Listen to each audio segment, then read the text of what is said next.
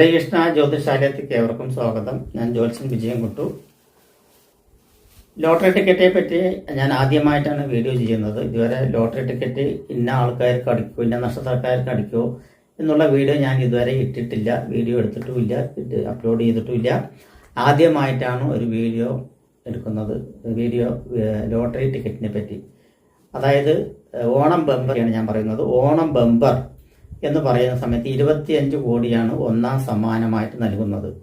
25 കോടി പറയുമ്പോൾ ഒരു നല്ല തുക തന്നെയാണ്. അതിൻ്റെ ഏകദേശം കിഴിവും മറ്റുള്ള കാര്യങ്ങളെല്ലാം കഴിച്ചിട്ട് ഏകദേശം തന്നെ പറയുകയാണെങ്കിൽ അതിൻ്റെ 60% നമ്മുടെ കയ്യിലേക്ക് വരും എന്ന് തന്നെ പറയാം. അപ്പോൾ ഏകദേശം ഒരു 12 കോടിയോളം വരാനുള്ള സാധ്യതയുണ്ട്. അത് ഒരാൾക്ക് സാധാരണക്കാർക്കെല്ലാം കിട്ടുകയാണെങ്കിൽ, സാധാരണക്കാരെന്ന് പറയുമ്പോൾ സാധാരണക്കാർക്ക് കിട്ടുകയാണെങ്കിൽ അതൊരു നിധിയായിട്ട് കണക്കാക്കാൻ പറ്റുള്ളൂ. നിധി എന്ന് പറയുമ്പോൾ അന്ന് കാലത്തായാലും ഇന്ന് കാലത്താണെങ്കിലും ഭൂമിൻ്റെ അടിയിൽ പണ്ട് കാലത്തെല്ലാം കിണർ കുഴിക്കുന്ന സമയത്താണ് നിധി കിട്ടാറുള്ളത്. കിണർ അന്നേക്ക് വെള്ളത്തിന് വേണ്ടി അത്യാവശ്യമായിരുന്നു.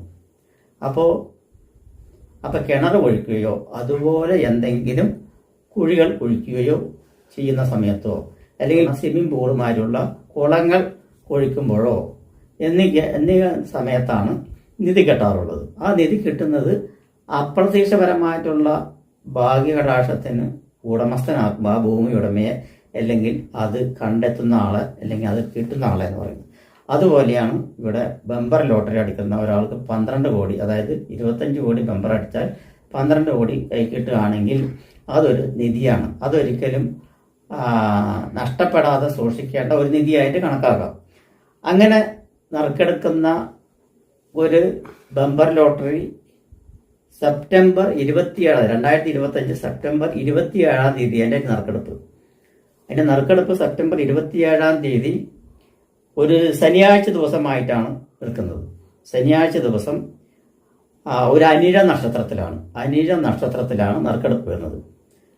ശുക്ലപക്ഷ ഷഷ്ടി, അതായത് വെളുത്ത പക്ഷത്തിലത്തെ 6ാമത്തെ ദിവസമാണ് സെപ്റ്റംബർ 27 ശനിയാഴ്ച ദിവസമാണ് നറുക്കെടുപ്പ്. ആ നറുക്കെടുക്കുന്ന സമയത്ത് ഏകദേശം 2 മണിക്കായിരിക്കും മിക്കവാറും നറുക്കെടുപ്പ് നടക്കുക എന്ന് വിചാരിക്കുന്നു. അപ്പോൾ അറിയുന്ന സമയത്തും, അതായത് മുഹൂർത്തം അല്ലെങ്കിൽ പറയാം, നമ്മൾ കേൾക്കുന്ന സമയത്തും അറിയുന്ന സമയത്തുമാണ് നമ്മളുടെ അനുഭവം എന്ന് പറയുന്നത്.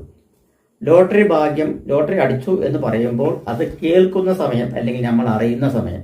ഇപ്പോൾ ഉച്ചയ്ക്ക് 2 മണിക്ക് നറുക്കെടുക്കുന്ന ഇത് ഏകദേശം 3 മണിക്കോ 3:30 അവസാനിക്കുകയായിരിക്കും. കാരണം എന്താ പറഞ്ഞാൽ ഇതിൽ കുറേ പ്രൈസുകളുണ്ട്. അതായത് ഒന്നാം സമ്മാനമായിട്ട് 25 കോടിയും 2ാം സമ്മാനമായിട്ട് 1 കോടി വീതം 20 പേർക്കും, 3ാം സമ്മാനമായിട്ട് 50 ലക്ഷം വീതം 20 പേർക്കും, 5ാം സമ്മാനമായിട്ട് 4ാം സമ്മാനമായിട്ട് 5 ലക്ഷം വീതം 10 പേർക്കും, 5ാം സമ്മാനമായിട്ട് 2 ലക്ഷം വീതം 10 പേർക്കാണ് കൊടുക്കുന്നത്. അപ്പോൾ എല്ലാ ലക്ഷങ്ങളുടെ ആണ് ഉള്ളത്. അപ്പോൾ ലക്ഷങ്ങൾ കിട്ടുന്നതും ഒരു ഭാഗ്യമായിട്ട് കണക്കാകാം. സാധാരണക്കാർക്ക് ഇപ്പോൾ 2 ലക്ഷം കിട്ടിക്കഴിഞ്ഞ് പറഞ്ഞാൽ 1.5 ലക്ഷം 1.25 ലക്ഷമൊക്കെ കിട്ടുകയുള്ളൂ. അതൊരു വഴിത്തിരിവാണെന്ന് പറയാൻ പറ്റില്ല.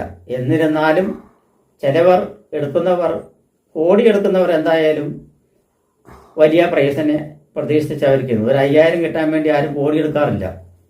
അതിന് സാധാരണ ലോട്ടറി എടുത്താൽ പോരെ എന്ന് ചിന്തിക്കും. പക്ഷെ ഇവിടെ കോടി അടിക്കുന്നതിൻ്റെ കാര്യമാണ് പറയുന്നത്. കോടി അടിക്കാന്ന് വെച്ച് പറഞ്ഞാൽ ഒന്നുമില്ലെങ്കിൽ 1 കോടി അടിക്കണം, അല്ലെങ്കിൽ ഫസ്റ്റ് പ്രൈസായിട്ട് 25 കോടി അടിക്കണം, അല്ലെങ്കിൽ 50 ലക്ഷം അടിക്കണം. ചുരുങ്ങിയത് 10 ലക്ഷമെങ്കിലും അടിച്ചാൽ, അല്ലെങ്കിൽ 5 ലക്ഷമെങ്കിലും അടിച്ചാൽ കുറച്ചെങ്കിലും സമ്മാനത്തുക എന്ന് പറയാൻ പറ്റുള്ളൂ.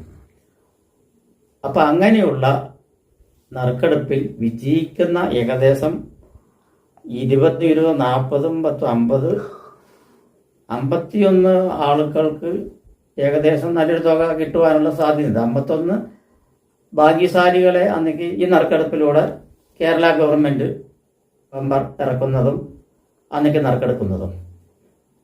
അപ്പോൾ ആ സമയത്ത് ആർക്കെല്ലാം ഭാഗ്യം ഉദിച്ചു വരുന്ന നക്ഷത്രക്കാരുണ്ടെന്ന് നമുക്കൊന്ന് പരിശോധിച്ച് നോക്കാം. വിശാഖ നക്ഷത്രക്കാർക്കും ഓണം ബമ്പർ അടിക്കാനുള്ള സാധ്യത കൂടുതലായിട്ടുണ്ട്.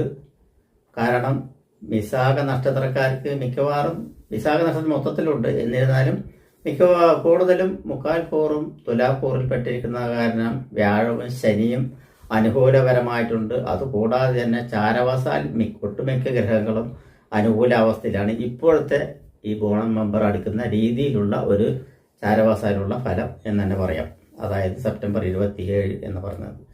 അപ്പോൾ ആ ഇത് പ്രകാരം തന്നെ ഇവർക്ക് ജനിക്കുന്നത് ഒരു ജാതക പരിശോധനയിലും കൂടി നോക്കുകയാണെങ്കിൽ, ജാതക പരിശോധന എന്ന് വെച്ച് പറഞ്ഞാൽ ജാതകത്തിൽ വളരെ മോശപരമായിട്ടുള്ള ടൈമാണെങ്കിൽ ഇതിനുള്ള സാധ്യത വളരെ കുറവാണ്.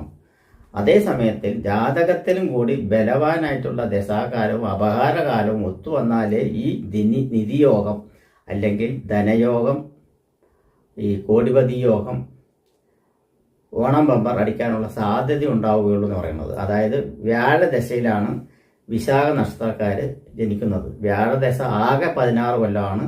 അതിൽ നമുക്ക് പകുതി ഇവിടെ കണക്കാക്കാം, ഒരു 7 കൊല്ലം കണക്കാക്കാം.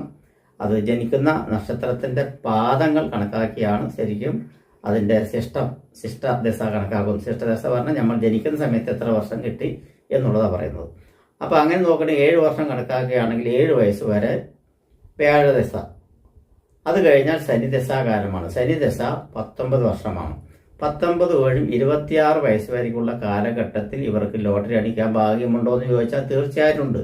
ശനിദശാകാലം ശനി ലഗ്നത്തിൻ്റെ 3-ാം ഭാവത്തിലോ 6-ാം ഭാവത്തിലോ 11-ാം ഭാവത്തിലോ ബലവാനായിട്ടുള്ള സ്വക്ഷേത്രം മകരരാശി സ്വക്ഷേത്രവും മൂലക്ഷേത്രം കുംഭരാശിയും ഉച്ചക്ഷേത്രം തുലാരാശിയുമാണെങ്കിൽ ആ രാശിയിൽ നിൽക്കുകയും 3, 6, 11 ഭാവങ്ങൾ നിൽക്കുകയും അതിൽ ശുക്രൻ്റെയോ ബുധൻ്റെയോ അപഹാരകാലങ്ങൾ വരികയും ആ ശുക്രനും ബുധനും നല്ല പവർഫുള്ളായിട്ട് ഇതേപോലെ തന്നെ സ്വക്ഷേത്രം മൂലക്ഷേത്രം ഉച്ചക്ഷേത്രം എന്നീ ക്ഷേത്രങ്ങളിൽ നിൽക്കുകയാണെങ്കിൽ തീർച്ചയായും ഇവർക്ക് ഈ ശനിദശയിലും ലോട്ടറി അടിക്കാനുള്ള ഭാഗ്യം ഉണ്ട് എന്ന് തന്നെ പറയാം.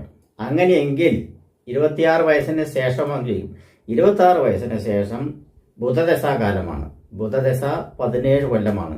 26, 10, 36, 7, 43 വയസ്സ് വരെക്കുള്ള കാലം ബുധദശയാണ്. ബുധൻ കന്നിരാശിയിലോ ഉച്ചക്ഷേത്രമായി കന്നിരാശിയിലോ അവരുടെ സ്വക്ഷേത്രമായിട്ടുള്ള മിഥുന രാശിയിലോ നിൽക്കുകയും അത് 2, 9, 11 ഭാവങ്ങൾ ആവുകയും ചെയ്തു കഴിഞ്ഞാൽ ആ ദശാകാലത്ത് ലോട്ടറി അടിക്കാനുള്ള ഭാഗ്യം തീർച്ചയായിട്ടും ഉണ്ട് എന്നുള്ളത് ഉറപ്പിച്ച് പറയാൻ പറ്റും. കാരണം ബുധൻ ശുഭഗ്രഹമാണ്. പാപഗ്രഹത്തോടുകൂടി നിൽക്കുമ്പോൾ പാപഗ്രഹമാവും. എന്നാലും ഈ ഇരിക്കുന്ന സ്ഥാനമാനങ്ങളിൽ നിൽക്കുകയാണെങ്കിൽ ബുധൻ ബലവാനായി നിൽക്കുകയാണെങ്കിൽ തീർച്ചയായിട്ടും അതിനുള്ള യോഗം ഉണ്ട് എന്ന് തന്നെ പറയാം.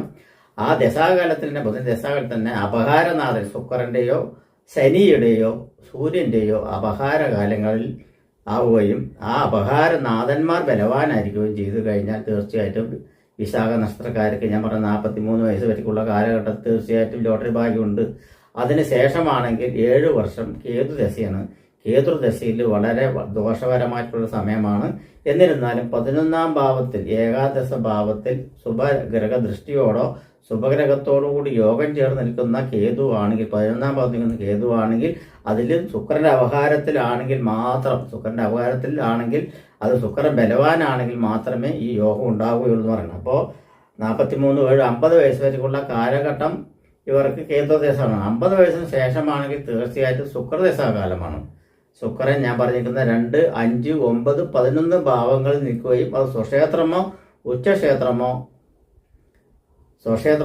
മൂലക്ഷേത്രമോ ആവുകയും അതിൽ ശനിയുടെയും ബുധന്റെയും അപഹാരകാലങ്ങൾ നടക്കുകയും അവരും ബലവാനാണ് നിൽക്കുകയാണെങ്കിൽ 70 വയസ്സ് വരെയുള്ള കാലഘട്ടത്തിൽ 50 വയസ്സ് ശേഷം 70 വയസ്സുള്ള കാലഘട്ടത്തിൽ ഇവർക്ക് തീർച്ചയായിട്ടും ലോട്ടറി ഭാഗ്യം സിദ്ധിക്കും എന്നാണ് പറയുന്നത്.